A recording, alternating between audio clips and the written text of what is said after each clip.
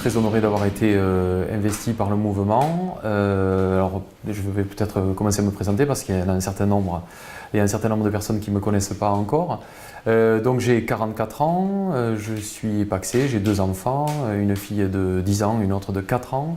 Je suis natif de Foix.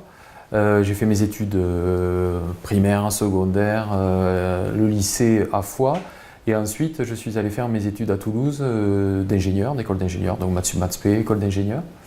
Et ensuite, je suis parti pendant 12 ans, presque 13 ans, dans la Silicon Valley européenne, donc à Sophia Antipolis, où j'ai été ingénieur en électronique dans une boîte multinationale qui s'appelle Texas Instruments, qui est connue pour les calculatrices. Mais je travaillais donc dans la conception des circuits intégrés. Et puis ensuite, je suis revenu en Ariège pour changer de voie. Et j'ai créé ma propre entreprise qui avait 2 objets. Un premier objet d'édition musicale, on reviendra pourquoi je suis allé sur cette voie-là. Et j'ai rajouté une action dans cette entreprise autour de l'orientation professionnelle. Voilà. Alors, d'où est-ce que je viens en Ariège en particulier? La famille Azéma est du Pays d'Olme. Il y a maintenant 4 générations, j'ai mon arrière-grand-père qui avait créé une usine de peigne en corne du côté de l'Esparou. Voilà. Et effectivement, cette partie de la famille s'était installée dans le Pays d'Olme. Une autre partie de ma famille, la famille Rousse, donc, était du Quérigut. Et ensuite est venu s'installer à Foix. C'était des grainetiers. Donc je suis vraiment de cette circonscription. Et j'ai eu à cœur de revenir m'installer là. Après avoir fait mes 20 premières années en Ariège, j'ai eu à cœur de revenir pour y installer mon entreprise. Et je me suis impliqué dans la vie associative et politique locale. Et effectivement, j'ai eu à voyager beaucoup, et c'était un plaisir, dans le monde entier en l'occurrence. Pourquoi j'y suis revenu et qu'est-ce que j'y vois d'intéressant? Il y a des atouts formidables dans cet Ariège. Évidemment, nos paysages, la qualité de vie qui est sans commune mesure. Il y a aussi des développements importants à mettre en place, évidemment au niveau économique, mais aussi au niveau du désenclavement des territoires. On y reviendra certainement un peu plus tard. Mais il y a vraiment des atouts fondamentaux dans ce département qui ne demandent qu'à être libérés. Il faut mettre en place une politique nationale, en l'occurrence, qui va permettre de libérer les énergies et à la fois permettre aux artisans, aux commerçants, aux agriculteurs, aux indépendants d'oser créer de la richesse en Ariège. Et c'est le cœur du programme d'Emmanuel Macron qui m'a attiré vers le mouvement qui s'appelait En Marche, qui maintenant s'appelle La République En Marche. C'est ce que je veux incarner pour l'Ariège. Je veux être le député de l'Ariège pour pouvoir mettre vraiment cette politique en action au niveau national et y voir les implications concrètes pour notre territoire et pour que les gens qui habitent ici ou qui veulent venir ici parce qu'on a une qualité de vie exceptionnelle puissent oser entreprendre et à la fois être plus protégés grâce à ce que nous allons faire au niveau national. Effectivement, la première circonscription englobe aussi la partie Varier-Verniolle où il y a des grands succès d'implantation avec notamment la filière de sous-traitance de Airbus et aussi on a la filière Titane qui s'est installée, y compris aussi du côté de Bélesta. Donc on a des entreprises de taille importante qui s'installent aussi sur la première circonscription. L'idée derrière cette filière-là, c'est de continuer à la développer. Alors que peut faire un député dans ce sens-là? Bien sûr, s'assurer d'abord de la bonne entente avec les communautés de communes, les communautés d'agglomération. Ça, je pense qu'il n'y aura pas de difficulté à le faire parce que la démarche, et là on en vient sur la démarche d'Emmanuel Macron et de ce que nous avons construit ensemble dans ce mouvement issu de la société civile, c'est d'être transpartisan. Nous ne sommes pas enfermés dans des dogmes d'un côté ou d'un autre. Donc je n'ai pas de difficulté à aller discuter avec le président de la communauté d'agglomération de Foix-Varilles ou alors avec celui ou le président du conseil départemental par exemple. Il n'y a aucune difficulté dans ce sens-là parce que ce qui est important, ce sont les projets en tant que tels. Donc là c'est pour la partie évidemment nord de cette première circonscription. Dans la partie du sud de la première circonscription, il y a des atouts très importants au niveau de l'agriculture, des circuits courts. Il y a de belles réussites de certains entrepreneurs dans cette partie de la circonscription qui ont montré qu'il était possible d'implanter des entreprises, certes de petite taille, mais qui soient pérennes, qui créent de l'emploi, qui s'appuient sur la qualité, faire du qualitatif, de la proximité pour vendre des produits, je pense autour des cabanes à la Maison Lacube en particulier, qui est un exemple à suivre à ce niveau-là. Et bien sûr, il s'agit aussi de développer toute la partie touristique, tourisme blanc, tourisme vert. Là, il y a fort à faire pour améliorer notamment nos offres d'hébergement, pour permettre aux touristes qui viennent en Ariège d'y rester sur une durée plus longue et donc de profiter à la fois des atouts touristiques, des paysages, etc., mais aussi de consommer sur place. C'est aussi le sens, je pense, de ce que veut insuffler le président du conseil départemental. Donc je suis tout à fait sur cette ligne-là. J'ai aucune difficulté à être sur cette ligne-là parce que c'est aussi la ligne du mouvement En Marche. Voilà, donc je pense que notre département, et en particulier cette première circonscription, peut avoir une combinaison d'une sous-traitance aéronautique ou électronique dans le nord et un développement d'un tissu de PME autour de l'écologie, des circuits courts et du tourisme qui peuvent être parfaitement complémentaires. Ce qui est important de comprendre, c'est que l'Ariège est un petit département relativement rural, le deuxième le moins peuplé de France. Et il est fondamental pour que l'Ariège ne soit pas en marge de la politique nationale, d'avoir des représentants, des députés, qui soient clairement dans la majorité présidentielle. Pour deux raisons. D'abord, mettre en place concrètement les lois nationales qui ont été voulues par nos concitoyens, qui ont élu de façon claire Emmanuel Macron président de la République, et ensuite pour pouvoir servir de relais entre les problématiques du territoire et le national.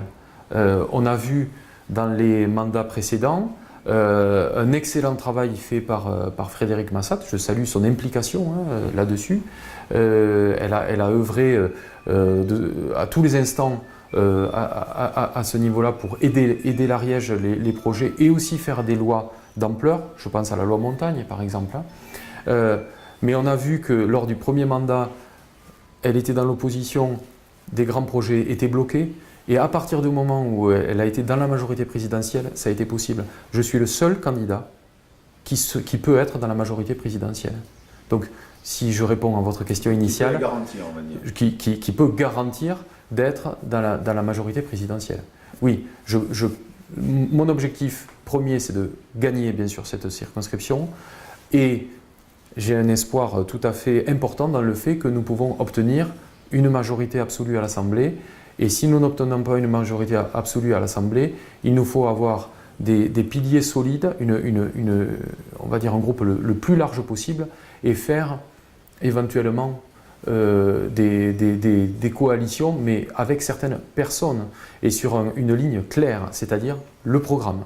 La grosse différence que nous avons et l'avantage que j'ai en tant qu'investi par La République En Marche, c'est que j'ai un programme à défendre. Ce programme, c'est celui pour lequel le président a été élu. Ce n'est pas une coalition ici ou là, sur certains textes, sur quelle ligne, nous ne savons pas.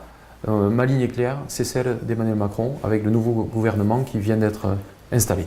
Concernant ce sentiment l'impression d'être isolé, qu'on ne s'intéresse pas à nous. Il y a plusieurs réponses là-dessus.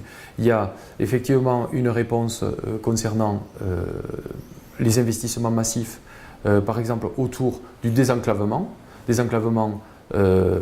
va dire géographique, physique, mais aussi désenclavement numérique, avec un plan d'investissement massif sur le numérique qui est proposé dans le programme du nouveau président. Et également là-dessus, il est important de signaler que dans le programme, et ça sera l'objet de la mandature qui vient, il y a un doublement du nombre de maisons de santé, parce qu'on a effectivement une problématique de proximité. Il y a un certain nombre de maisons de santé qui ont été créées dans le quinquennat précédent, c'était bien. L'objectif du nouveau président est de doubler le nombre de maisons de santé. C'est un exemple parmi d'autres, mais ça peut parler à nos concitoyens. Le maintien des services publics dans les vallées de la Haute-Ariège, c'est quelque chose de fondamental. Parce que même si on désenclave, on ne va pas faire en sorte que Orlu soit à 10 minutes de Toulouse. On n'y arrivera jamais. Ce n'est pas l'objectif. Par contre, qu'on puisse arriver à faire s'implanter par un désenclavement numérique, par exemple, des entreprises, des indépendants qui veulent créer de la richesse sur place, créer de l'emploi, le leur, celui des gens autour d'eux, ça c'est l'idée de l'amélioration de la ruralité telle qu'il est proposé par Emmanuel Macron. Donc je représente le renouveau, je n'ai jamais été élu, donc ça sera une première élection. Ceci dit, j'ai tout à fait confiance dans le fait que les concitoyens vont m'apporter leur suffrage et que je serai capable de faire le travail au service de nos concitoyens au quotidien. Effectivement, il y a eu un besoin de renouveau qui s'est marqué de façon flagrante avec une expérience qui a été commencée il y a à peine un an. En Marche existait depuis le 4 avril 2016. Une telle bascule démocratique, c'est sans précédent. Et ce qui est important, c'est que nos concitoyens puissent confirmer au premier tour des législatives ce qu'ils ont fait au premier tour des présidentielles. Les personnes qui ont voté pour le renouveau doivent pouvoir se retrouver dans les candidatures dans La République En Marche et sur cette première circonscription dans la mienne, dans cette idée de renouveau. Je ne suis pas un professionnel de la politique. Je pense que même le terme professionnel de la politique ne doit pas exister. Je suis un membre de la société civile. Je propose ma candidature pour avoir un mandat des concitoyens de la première circonscription. Je ferai ce mandat le mieux possible. Je ne souhaite pas devenir un professionnel de la politique. Et c'est la démarche tout entière de La République En Marche. Voilà, c'est ça. J'ai eu le plaisir que Jérôme me propose d'être suppléant. On avait beaucoup travaillé ensemble sur l'élection présidentielle. Et je vois ça un petit peu comme une continuité du travail qu'on avait déjà effectué. C'est une vraie marque de confiance qu'il m'accorde et je le prends tel quel et on va faire le maximum pour arriver le plus haut possible dans cette élection. Donc j'ai 29 ans, je suis professeur de tennis à Mercus-Garrabet. Donc aussi par rapport à la circonscription en elle-même, moi j'ai été amené à travailler à la fois sur le Sabartès, sur la Haute-Ariège, mais également beaucoup sur le Séronais. Donc on couvre quand même une bonne partie de la circonscription. Et en effet, en parlant de renouveau politique, c'est mon premier engagement politique. Donc on est tout à fait dans l'ADN du mouvement En Marche. Mon rôle, ça va être le terrain, puisqu'on voit ça comme un travail d'équipe. Jérôme sera amené à beaucoup être sur Paris malgré des retours réguliers dans la circonscription. Et mon rôle à moi, ça sera de le représenter sur le territoire, mais également d'être à l'écoute des problématiques de tous les administrés pour pouvoir lui faire un maximum de retours terrain et être le plus efficace possible dans les attentes des Ariégeois. Le mouvement est jeune, on a beaucoup de jeunes qui viennent de plus en plus et on a la chance dans l'équipe de campagne d'avoir notamment le référent des jeunes avec Macron sur l'Ariège, ce qui nous permet vraiment de dynamiser tout ça. Mais au-delà de la jeunesse, il faut aussi parler des gens qui sont un petit peu plus âgés et qui amènent aussi une vraie dynamique parce qu'il y a une vraie volonté de renouveau. Donc la dynamique ne se retrouve pas seulement dans la jeunesse, mais dans tous les adhérents d'En Marche. On a pu le constater. Alors moi, je travaille dans le milieu associatif, donc ça déjà c'est très important pour connaître le territoire, à la fois ce qui fonctionne, mais également les difficultés que peuvent rencontrer les gens sur le terrain.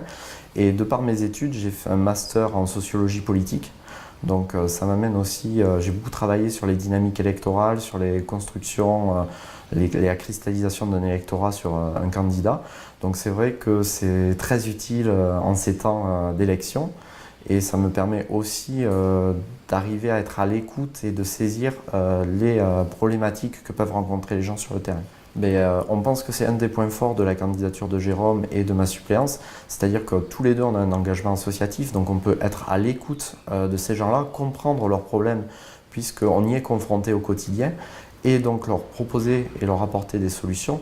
Donc à la fois on va les rencontrer pendant ce temps de campagne pour bien leur transmettre ce message et leur faire comprendre que on en est convaincu, l'issue sera positive et qu'ils trouveront auprès de nous des interlocuteurs privilégiés puisqu'on comprend tout à fait leurs problématiques.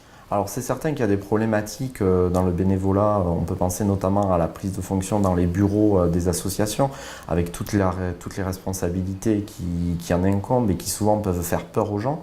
Et donc l'idée c'est vraiment que nous on a conscience de ces problématiques-là et on va essayer de tout faire pour faire remonter ces problèmes-là et essayer de trouver des solutions concrètes pour préserver justement le dynamisme du tissu associatif en Ariège qui est quand même remarquable. Moi, à la base, je ne suis pas ariégeois et je viens du Lot-et-Garonne où le tissu associatif est quand même riche, mais l'Ariège, par rapport à son nombre d'habitants, a un tissu associatif très très très riche et on pense que c'est vraiment quelque chose qui permet de dynamiser le territoire. Donc, on va vraiment tout faire pour conserver cette dynamique.